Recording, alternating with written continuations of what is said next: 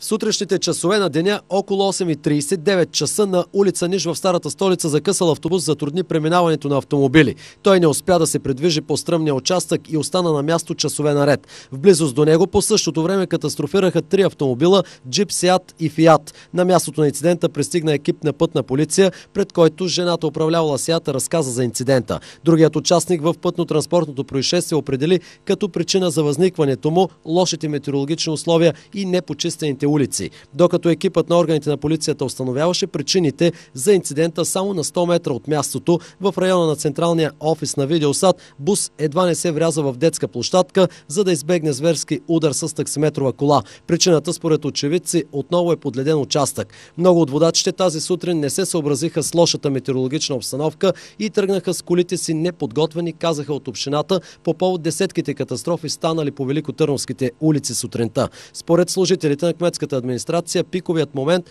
е бил в рамките на час-два при обилния снеговалеж. Сега обстановката е спокойна. На територията на общината работят 10 снегорини и описачаващи машини. Те се движат по специално изготвен план-график, каза говорителят на община Велико Търново Иван Кръстев. Температурата към 11 часа в района на Велико Търново е била около 0 градуса, а 7 часа и 20 минути, когато е започнал снеговалежът, около минус 3 градуса. Натрупаната снежна покривка е 6 см, количеството на валежите около 3 литра на квадратен метър, съобщиха от хидрометеорологичната обсерватория в старата столица.